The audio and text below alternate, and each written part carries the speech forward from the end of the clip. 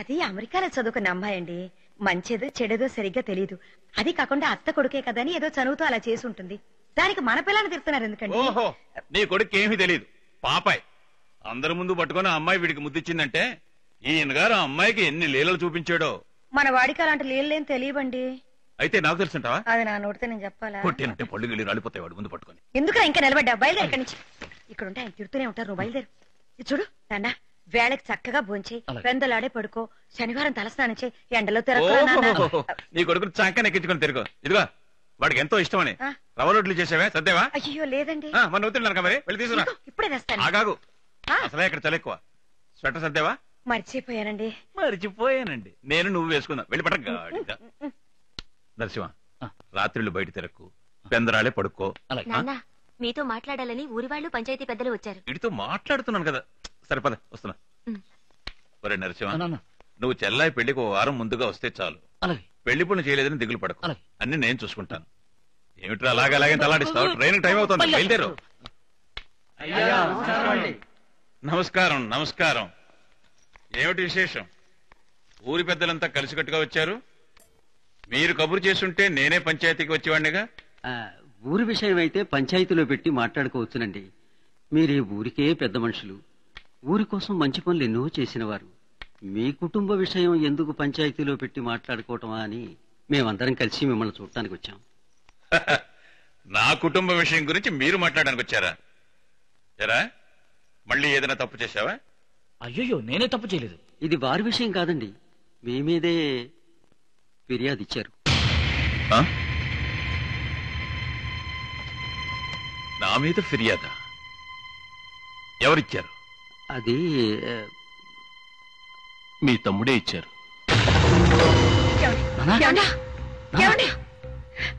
నానా,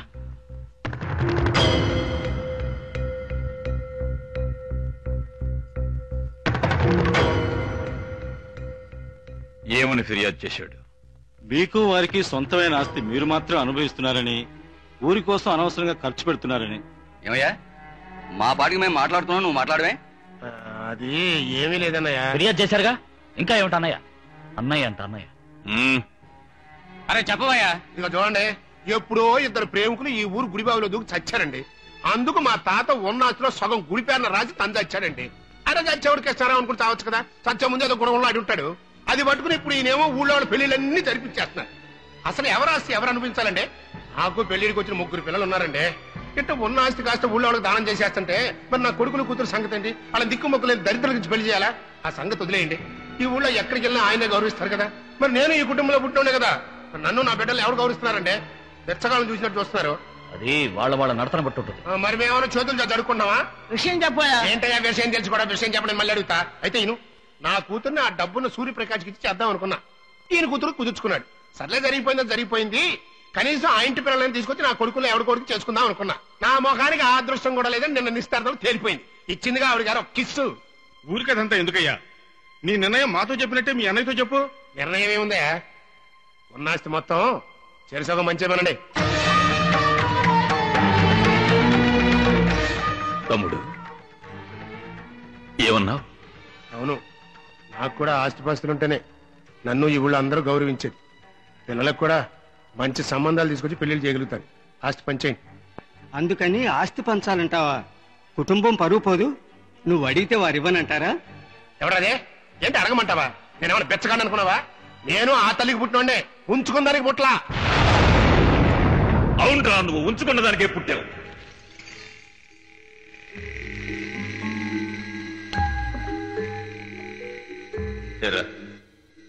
నాతో చెప్పిస్తావా? అరే, నా తండ్రితో సంసారం చేసి నిన్ను కని రోడ్డు మీద పడేసి మీ అమ్మ చచ్చిపోయిందిరా. మన కుటుంబం బరువు పోకూడదనే ఉద్దేశంతో నేనే నిన్ను తీసుకొచ్చి మా అమ్మ చేతికిచ్చి నాలాగే నిన్ను పెంచమని చెప్పి ఒట్టేయించుకున్నాను. నాకంటే ఎక్కువ ప్రేమగా నిన్నే పెంచింది. ఆ పుణ్యవతి చనిపోయేదాకా ఈ రహస్యం ఎవరితోనూ చెప్పలేదు. నేనేమన్నా చెప్పాను ఇంతవరకు? నా భార్యతో కూడా నేను చెప్పలేదు. తమ్ముడు, ఈ రహస్యం ఇప్పటిదాకా నీకు తెలియదుగా. మన నాన్నగారి దగ్గర గుమస్తాగా పనిచేశారే ఈ భద్రయ్య గారు, వీరికి మాత్రమే తెలుసు, ఇంకెవరికి తెలియదు.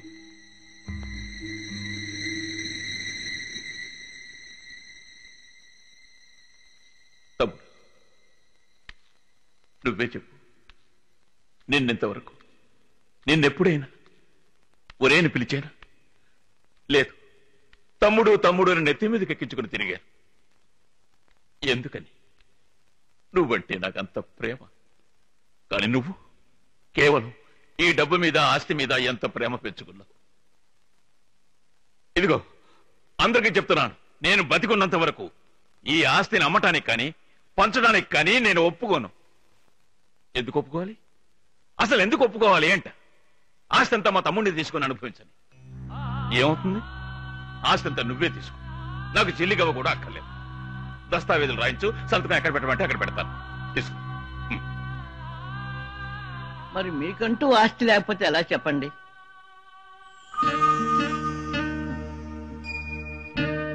నాకున్న ఆస్తి అల్లా వీడొక్కడే.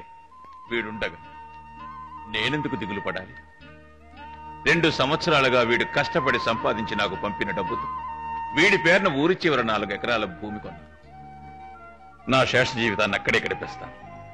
ఏ జమీందారి వంశంలో పుట్టినంత మాత్రాన బంగళాలోనే బతకాల? గుడిసెలో కూడా బతకగల. చూపిస్తాను.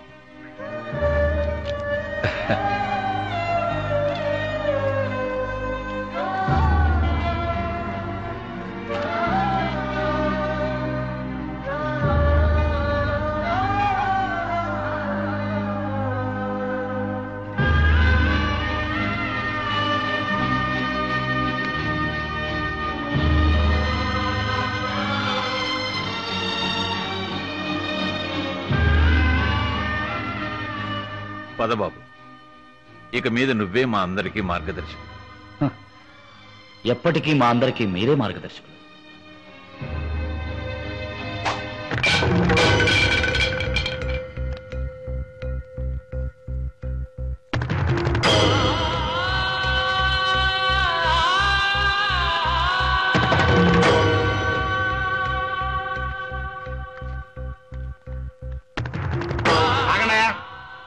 సంతకాలు పెట్టుకోండి. నరసింహ, నువ్వు మీ అమ్మని కాపాడుతావని, నీ చెల్లెల్ని కాపాడుతావని నాకు తెలుసు. కానీ అన్నిటికన్నా మన కుటుంబం వంశపారంపర్యంగా ఈ ఊరికి చేస్తున్న సంప్రదాయ ధర్మాన్ని నువ్వు కాపాడాలి. అదే ముఖ్యం.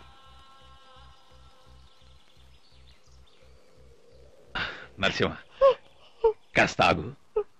నేను బతికిన ఇంట్లో కాసేపు కూర్చుని వచ్చేస్తాను.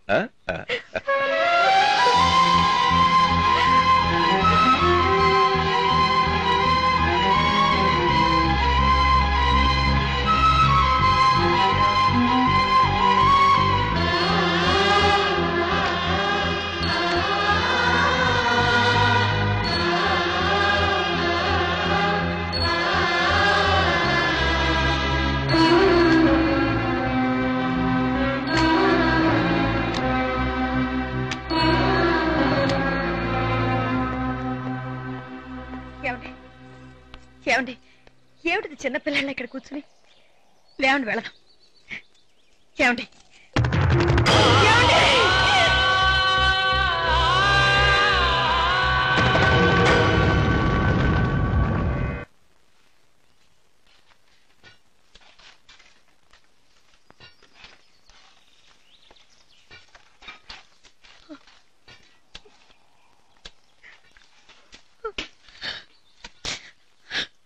వెళ్ళి అమ్మను కాస్త వదచ్చు. వెళ్ళి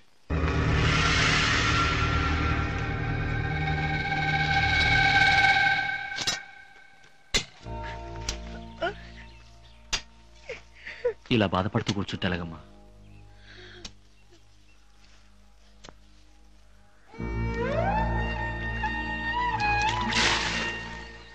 చెల్లి పెళ్లి గురించే గానీ ఆలోచన. దిగులు పడకు, నేనున్నాను. నరసింహ, ఎవరికి తెలియకుండా మీ మావయ్య కొడుక్కి హడావుడిగా పెళ్లి చేస్తున్నారు. వీళ్ళని ఎవరైనా లోపల రానిచ్చింది. ఊళ్ళో పెళ్లి కుక్కలు ఆడవిడి అన్నట్టు ఊరంతా వచ్చి అక్షంతలు వేయడానికి ఇక్కడ చూడలేదు. అందరినీ బయటికి వెళ్ళవను.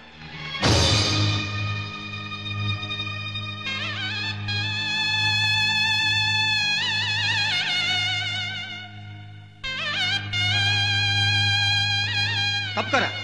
ఏమయ్యా, ఈ ఇంట్లో మీ అన్నయ్య గారి కర్మ జరిగి వారం కూడా కాలేదు, ఇంతలోనే ఆయన ఇంట్లోనే మీరు పెళ్లి జరిపిస్తున్నారే, ఇదేం న్యాయం అయ్యా? అంటే ఆయన ఇల్లా? పిచ్చి పిచ్చిగా మాట్లాడకు, ఇది నా ఇల్లయ్యా. అయినా సంవత్సరం కింద దాకా ఆగడానికి నేను ఏమన్నా తోడపుట్టిన తమ్ముడినా? వెళ్ళి పని చూసుకుంటా బడే. ఈ కొడుక్కి అమ్మాయితో నిశ్చితార్థం చేసుకుని వేరే అమ్మాయిని కట్టబెట్టావే. ఈ ఊళ్ళో ఇంకెవరు నిన్ను అడిగేవాళ్లే లేరనుకుంటున్నావా? నిజమేనయ్యా, నిజమే. నా చెల్లెలు కూతుర్నే నా కొడుకు నిశ్చయం చేసుకున్నాం. ఎప్పుడు? వాళ్ళకి ఆస్తి ఉన్నప్పుడు. ఇప్పుడే ఉందయ్యా. ఇవాళ నేను పేదంటి నుంచి పిల్లని తెచ్చుకుంటే రేపు నా పిల్లని ఎవడు అడుగుతాడు? ఇంకో పేదవాడు వచ్చి అడుగుతాడు. ఆస్తి లేని చోట వెయ్యమనడానికి నేనేం వెరీ వేదవని కాదు. నీకెంత ఆస్తున్నా చివరిదాకా రక్త సంబంధమైన తోడుండేది. నీ తోడబుట్టిన చెల్లెలు పైగా భర్తను పోగొట్టుకుని ఈ స్థితిలో ఉంది. నీకు కాస్త ఆస్తి వచ్చేసరికి అది కూడా తెలియకుండా పోయిందా? అనవసరంగా మాట్లాడద్దు. తాళి కట్టిన వాడిని నేను. నా ఇష్టం. ఆ రోజు అమ్మాయితో నిశ్చితార్థానికి ఒప్పుకుంది ఊరికే కాదు. ఆ పెద్ద మనిషికి ఊళ్ళో పలుకుబడి ఎక్కువ. నేను రాజకీయాల్లో పెరగాలంటే నాకు పలుకుబడి అంటా కావాలి. అందుకే ఒప్పుకున్నాను. ఆ పెద్ద మనిషి చచ్చిపోయాక ఆ పలుకుబడి ఎన్నాళ్ళు చెల్లిబడి అవుతుందయ్యా? డబ్బుంటే పలుకుబడి అదే వస్తుంది. అందుకే సంబంధం మార్చుకున్నాను. నేనేం అమ్మాయి మీద మోదుబడి నిశ్చితార్థానికి ఒప్పుకోలేదు. వెయ్యి ఉండొచ్చయ్యా. ఈ ఊళ్ళో పెళ్ళంటూ జరిగితే మన ఊరి సంప్రదాయ ప్రకారం ఆ భగవంతుడి సన్నిధానంలో పిల్లని పిల్లవాడిని ఇష్టమేనని అడిగి ఆ తర్వాత కదయ్యా పెళ్లి చేయాల్సింది. మీ ఇష్టానికి మీ ఇంట్లో చేసుకుంటే ఎట్లా? ఇంకెన్నాళ్ళయ్యా? ఇంకెన్నాళ్ళని? నువ్వు ఊరుగా బావా, వేళతో ఏంటి అనవసరంగా మాటలు. ఇదిగో చూడండి, ఈ ఊరికి పెద్ద మనుషులు మేము చెప్పిందే చట్టం. మీ కట్టుబాటు మమ్మల్ని ఏం చేయలేవు. తోడబుట్టిన చెల్లెలో నోరు మూసుకుంది.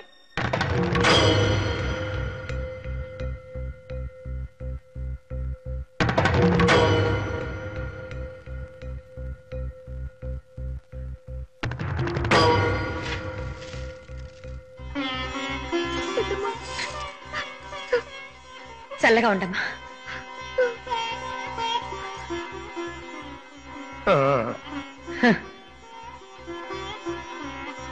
ఇంకేముందా?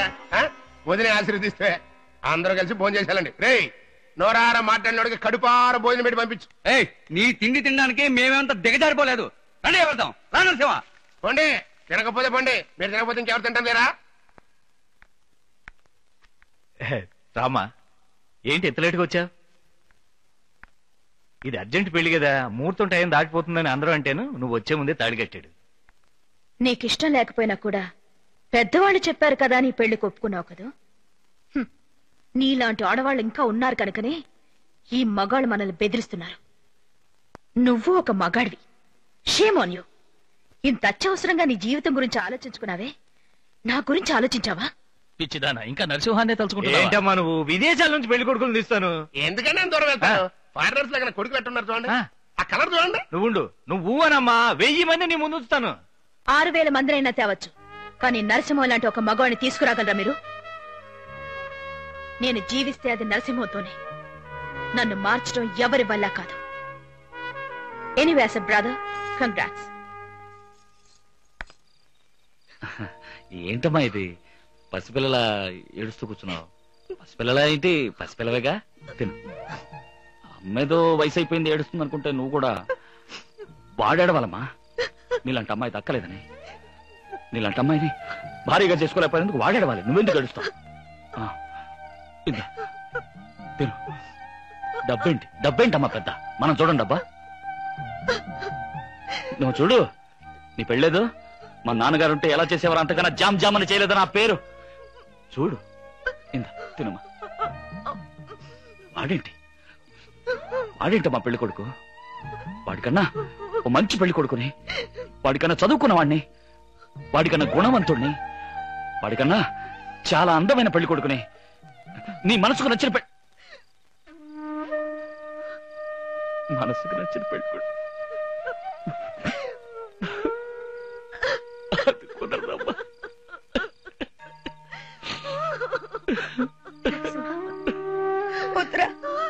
బాబు అమ్మా, ఏడవద్దమ్మా, ఏడవద్దు. ఒరే, అందరినీ ఓదార్చి చచ్చే నువ్వే ఇలా ఏడిస్తే ఎలారా? చూడు మనకు భగవంతుడు ఉన్నారా? అమ్మా ఏడవద్దమ్మా, నా తల్లి కదా. మా ఇదిగో తినిపించు. తినమ్మా. తినమ్మా.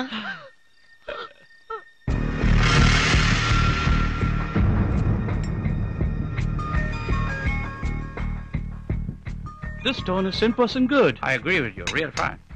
Exactly, this is granite stone. Congratulations. Thank you. Sir, they are confirming it's exactly 100% granite. తెల్లలో English లో మాట్లాడుతున్నారు, మనకి ఎందుకు గోళ? తెలుగులో మాట్లాడు.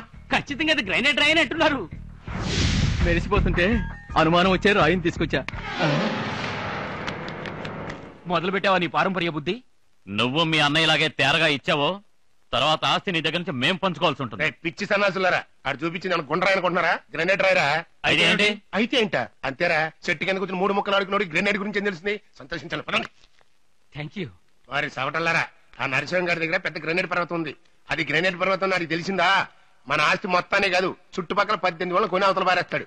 అంత గొప్ప విషయాన్ని ఆడికి చెప్పకుండా మనకు చెప్పాడు కదా, అందుకే ఆడికి ఇచ్చాను. నేనేం వృధాగా తగలట్లేదు. పిచ్చిన పుత్రులారా, టెంపరీగా నోటికి తాళం ఇచ్చాను. అర్థమైందా? సరే, నీకు చెప్పాడు. ఏం చేయబోతున్నావు? ఏం చేయబోతున్నా? అన్నయ్య పుట్ట ఉండాలి. ఏమైందిరా? నువ్వేగా తీసి అవతల పారేమను. పారేశాను. తీసుకో, తగిలిచ్చు. పెద్ద మనుషులు పుట్టాలంటే అంతే.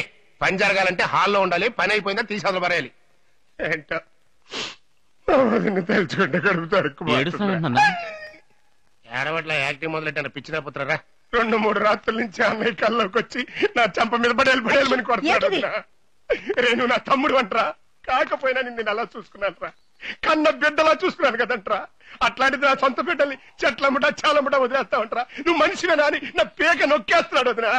ఇది నీ మనోభ్రాంతి అయి ఉంటుంది. అయ్యో, భ్రాంతి కాదు, విస్కీ కాదు వదినా. నా మాట నమ్మొదినా, దయచేసి ఇంటికి రా వదినా. అలా నువ్వు మీరు రాకపోతే నేను చచ్చిపోతాను వదినా.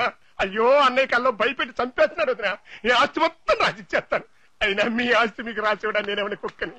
ఇది మీ ఆస్తి. ఇది చూడు నరసింహ, ఇవాళ మీరు ఇంటికి రావక్కర్లేదు. రేపు మేము రిజిస్టర్ ఆఫీస్కి వెళ్ళి ఈ ఆస్తి మొత్తం మీ పేరుతో రిజిస్టర్ చేయించేస్తాను. ఆ తర్వాత రండి. నా మాట నమ్ము నరసింహ. నేను చెప్పానా మీ నాన్నగారు మనకి ఎప్పుడు ఏ కష్టం రానివ్వరని? మీ బాబాయ్ని ఎలా మార్చారు చూడు. అది కాదమ్మా. వద్దు బాబు, మీ నాన్నే తన కల్లోకి వచ్చి చెప్పిన తర్వాత మనం ఇక్కడుండి కష్టపడాల్సిన అవసరం ఏముంది? మన ఇంటికి వెళ్ళడమే మంచిదని నాకు అనిపిస్తుంది కదయ్యా. ముందు మీ నాన్న నీ కల్లోకి వచ్చి చెప్పని, తర్వాత చూద్దాం. కరెక్ట్. ఏంటా కరెక్ట్? పరా నరసింహ, ఇంతకంటే నీ మంచి నీకు దొరకలేదా? నరసింహ, నన్ను నమ్మవా? నేను నీ బాబాయినయ్యా, ఈ వంశానికి మిగిలిన చిట్ట చివరి బాబాయిని. నేను చేసిన తప్పులన్నిటికీ ఇక నా చెప్పుతానని కొట్టు. వద్దురే, నువ్వు మంచోడి కొట్టవు, నేనే కొట్టుకుంటా. ఏంటో నా నమ్మని చెప్పదు, లేకపోతే చచ్చేదాకా చెప్తా కొట్టుకుంటానే ఉంటాను. ఇప్పుడు అదంత ముఖ్యమా? నరసింహ, దయచేసి నన్ను నమ్ము బాబు. మా అమ్మకి ఏదైతే ఇష్టమో అదే నాకు ఇష్టం. చాలా సంతోషం వదినా. రేపు ఈ ఆస్తి మొత్తం మీ పేరుతో రిజిస్టర్ చేయించేస్తాను. వెళ్ళొస్తానమ్మా. నరసింహ, ఈ స్థలం నువ్వు ఉంచుకుని ఏం చేస్తావు? నా పేరును రిజిస్టర్ చేసి ఇచ్చేయకూడదు. ఈ స్థలం ఉంచుకుని నేను ఏం చేస్తాను అనుకుంటున్నావు పిచ్చోడా?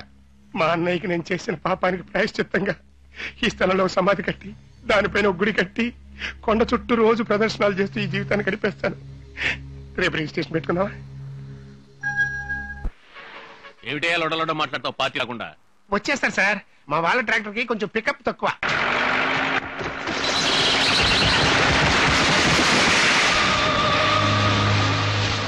మనలాగా ఏమన్నా బెంచ్ కార్లో వస్తున్నారా? ట్రాక్టర్ లో రావాలి. రోడ్డు ఘోరం, ట్రాక్టర్ ఘోరం. అంతకన్నా ఆడి పక్కన ఉంటారే 2 నేల టికెట్ గాళ్ళు, వాళ్ళు మరీ ఘోరం రా. ఇక మెయిన్ రోడ్ లో వెళ్తాం కుదరదు. వెనక్కి తిప్పి అడ్డదారులు పోనే. రిజిస్టర్ గారు ఇంకా అరగంట ఉంటారు చెప్తున్నా. అవును, రావడం మాత్రం గంటల కొద్ది లేట్ గా రండి, పోవటం మాత్రం కరెక్ట్ గా పోండి. ఏమైందయ్యా? బేరింగ్ కట్ అయిందండి. రెడీ అవడానికి ఇంకో అరగంట అవుద్ది. ఎక్కడమే బాగలేదే. వాళ్ళు వచ్చారు. ఏంటయ్యా ఇంత లేట్ గా వచ్చారు? దాన్ని ఎందుకు అడుగుతానండి? వచ్చేదారిలో చెట్టుబడి వెనక్కి తిరిగి అడ్డదారిలో వస్తుంటే బేరింగ్ ఇరిగిపోయింది. అదో పెద్ద కథలండి. ఏంటయ్యా స్కూల్ పిల్లలు లేట్ అయితే సాగు చెప్పినట్టు చెప్తావు? జరిగిందే కదండి చెప్పింది. నిన్ను వదినా, ఇవాళ మీరు కొంచెం లేట్ అయ్యారు. రిజిస్టర్ గారు రేపు మన ఇంటికి వస్తున్నారు. ఇంటి దగ్గర రిజిస్ట్రేషన్ పూర్తి చేశారు.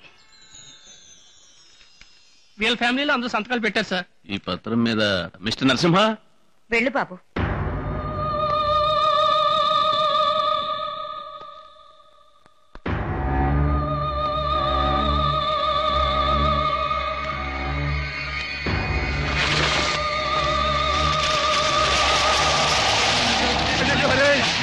ఎగిరిపోతున్నారా? పట్టుకుంటారా? పరిగెత్తండి రా, పట్టుకుంటారా? పట్టుకోండిరా తలుపులు కూడా వేసేయి మొత్తం తలుపులు కూడా వేసేయి కాగితాలు ఎదుర్కొంటున్నా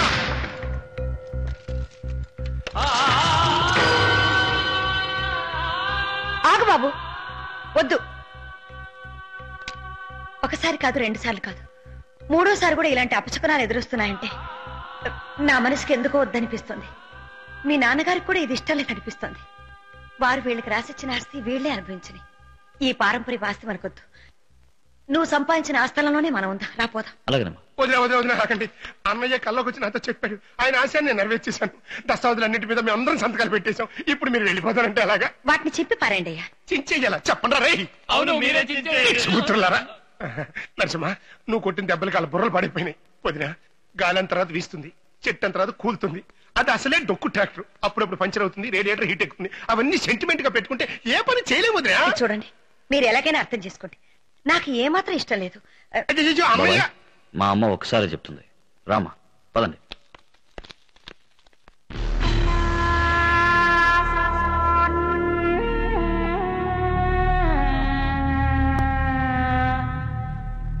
మీరు ఇంకేదో ఆశిస్తున్నట్టు అనిపిస్తుంది. పెద్దగా నేను ఏమంత ఆశపడ్డాను? ఆ బంజనాలు 4 ఎకరాలు ఉంది కదా, దానికోసమే. పోనీ ఆ 4 ఎకరాలు మీరు అట్టు పెట్టుకోండి. ఆ మధ్యలో ఉంది కొండ, అది మాత్రం నాకు రాసేయండి. వట్టి కొండను రైతులు ఏం చేసుకుంటారు? వారాన్ని నేల టికెట్. ఆ ఒక కొండతో 18 ఊళ్ళు కొంటారా? అందులో ఎవరన్నా నిధులున్నాయని చెప్పారా? ఆ కొండే ఒక నిధిరా పిచ్చి సన్నాసి. అది మామూలు కొండ కాదురా, గ్రనేట్ కొండ. గ్రనేట్. ఆ భగవంతుడే నీకు అండగా ఉన్నాడు నరసింహ. ఆయన ఎవరితో ఉంటే నాకెందుకు కానీ మీరు పని చేయండి. ఆ కొండ మాత్రం నా పేరుతో రాసివ్వండి. లేదంటే లేదంటే నేను ఏమన్నా కాళ్ళు చేతులు దించేయగలనా? అంత సత్తా మనకి ఎక్కడ బాబు. ఇక నా కొడుకుల సంగతి తెలిసిందే. ఆల్రెడీ నీ చేతిలో దెబ్బలు తిని ఉన్నారు. మన ఊరోళ్ళు పిలిస్తే ఎవరు రానంటున్నారు. అందుకే పక్క నుంచి సెటప్ చేయించా. నరసింహ, అమ్మా, సమయం వృధా చేయకుండా త్వరగా పని పూర్తి చేసుకుని ఇంటికి వచ్చి. అలాగమ్మా.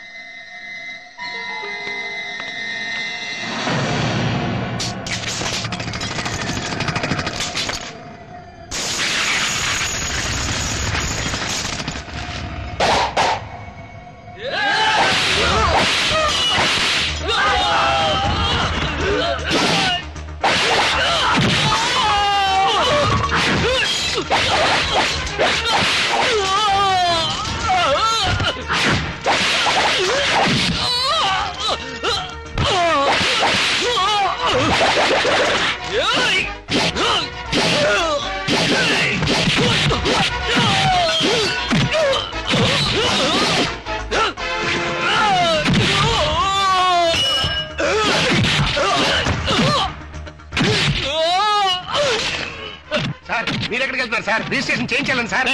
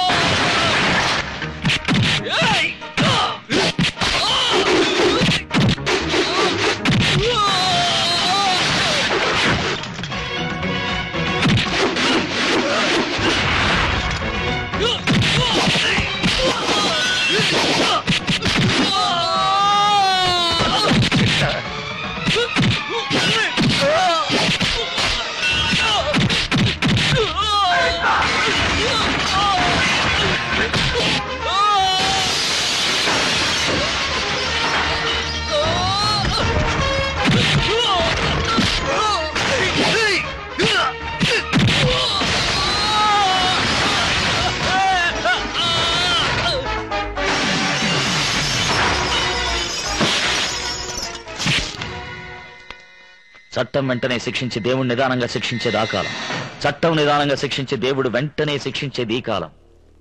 ఈ జన్మలో చేసిన పాపం ఈ జన్మలోనే అనుభవించాలి. మీరు అనుభవిస్తారు. నేనెవరి దారికి అడ్డురాను. నా దారికి ఎవరన్నా అడ్డొచ్చారో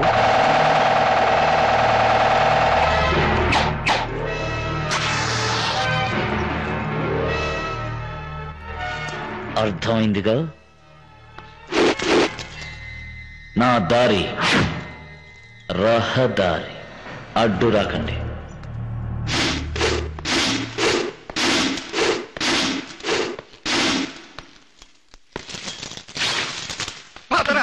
అంటే ఉండి వెళ్ళిపోతావా? వెళ్ళి క్షమించమని అడుగు.